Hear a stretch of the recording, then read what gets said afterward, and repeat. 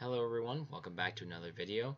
In today's video, as you can see, we finally got the charms out. That was a very popular request. However, it was just taking a long time because I didn't have all the information. And as you can see down below, big special thanks to NotKarar and BreadSlice.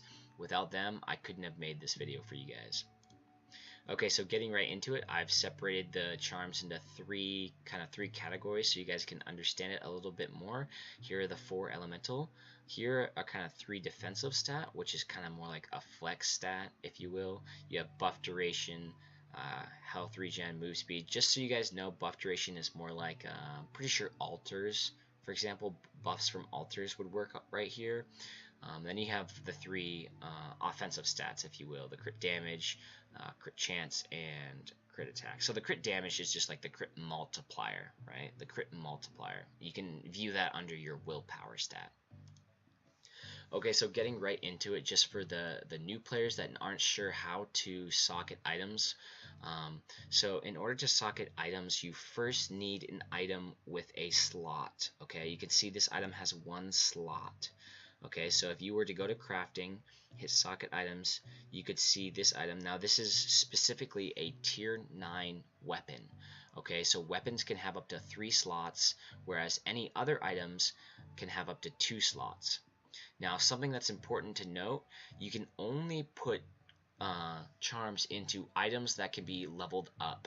Right, so that means anything tier 5 and below, you cannot have charms on. Right, so you can see I leveled up this tier 9 totem all the way up to level 8. That now means that with this 1 slot, I can put a level 8 or lower charm. Okay, now a common misconception, real quick, is that when you look at items, let's say I clicked on this, I clicked on socket items, then I clicked on this, it looks like this right here. Now it's like, okay, well, what does this mean? Do I have 2 slots all of a sudden? What the heck? No, that's not what that means. What this means is you can basically add a pristine iris mounting onto it. Okay, so you're basically adding a slot with this item. Okay, these items are pretty rare. You can get them from killing bosses in dungeons. However, it's very rare drop. I've only gotten maybe a few myself.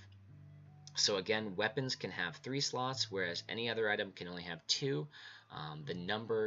The level of the item means that you can only put that level charms in there as well. So like let's say I did have 2 slots right here. I could put a level 4 and a level 4 charm right there and there. But again, these items are the same. I just clicked on this item after going into the socket items. This basically is that second, do you want to add a mounting? Yes or no? Okay, so I really only have 1 slot on this item. Let's move on.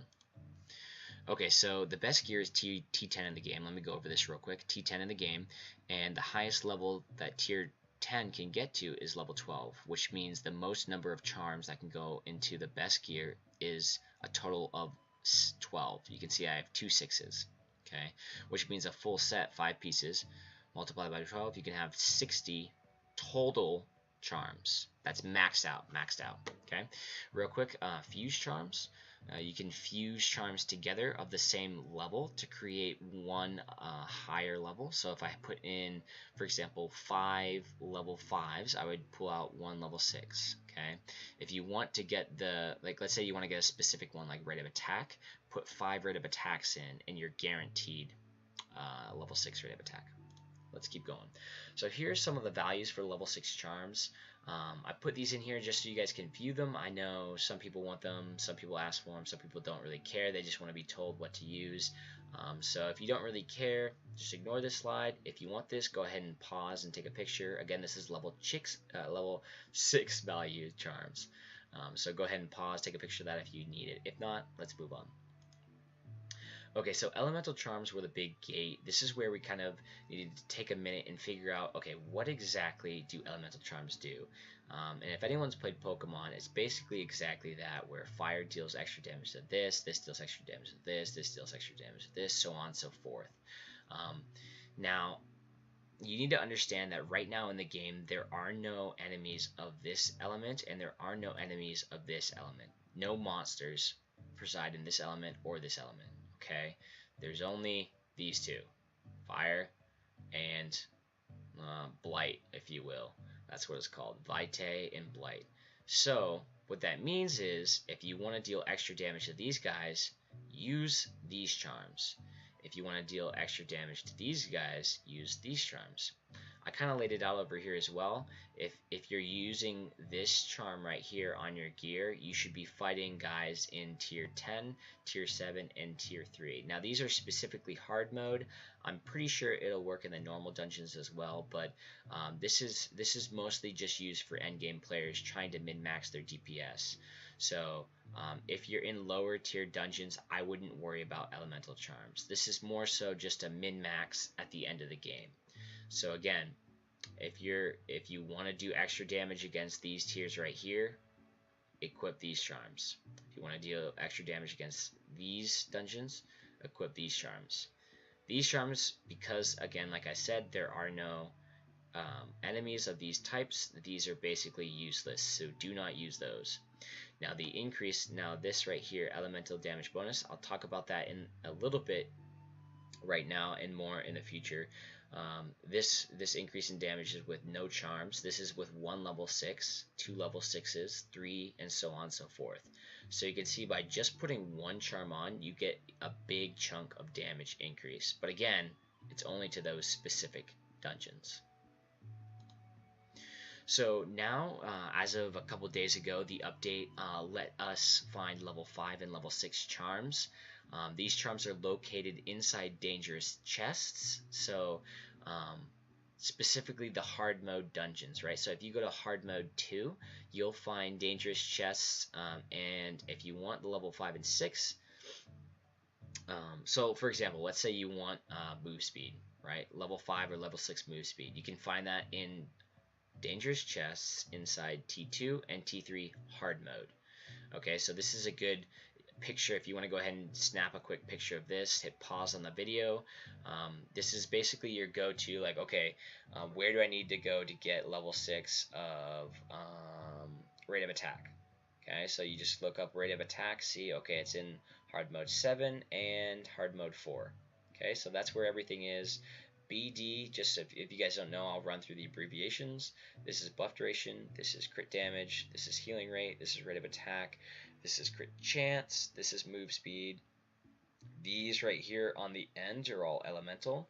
You can see there's only one place to find the elementals, T4 and T5. So if you want EA, you have to go to T4. No other place to find EA. Okay, so go ahead and take a picture of that. You can find those there. Okay, let's move on. Okay, so now I talk about what I recommend. Now, if you just want a good set of charms that deal good damage to everything and not have to worry about switching the elementals, go ahead and go with attack speed. Okay, so if you look over here, you see I have two sets of damage, the normal damage right here, and then damage with 100% crit chance. Now, the reason I did that, these are, by the way, these numbers and stats are taken from one of my own builds, my Geomancer build. It's a total level gear of 60, just basically meaning that it has maxed, fully leveled T10 with all the slots available to put charms into it. And these are my legacies right here that I was using to also calculate this DPS. But as you can see, the reason I have two of these right here, two sets of numbers, is because sometimes in the game I'm getting 100% crit chance out of nowhere. I'm pretty sure it's a bug. Maybe I'm just going crazy and it's not actually happening, but let me know if you guys are getting the same thing. However, I'm using these stats. If this gets fixed or if you guys think I'm crazy, just take these stats right here. Okay, so these are level 6 charms, 10 of them. Basically means that that's maxed. This is the best case scenario increase. So you can see crit chance is good, right? It's on par with what I recommended, attack speed or rate of attack, same thing. It's on par. However, if you are getting 100% crit chance, you want to be able to take advantage of that. And that's where the attack speed does help, whereas the crit chance does not. Okay, so crit damage doesn't really hold up. However, crit damage is good if you're running a Harbinger because it'll benefit, the crit damage will benefit your special attacks as well. Okay, attack speed is not needed on a Harbinger.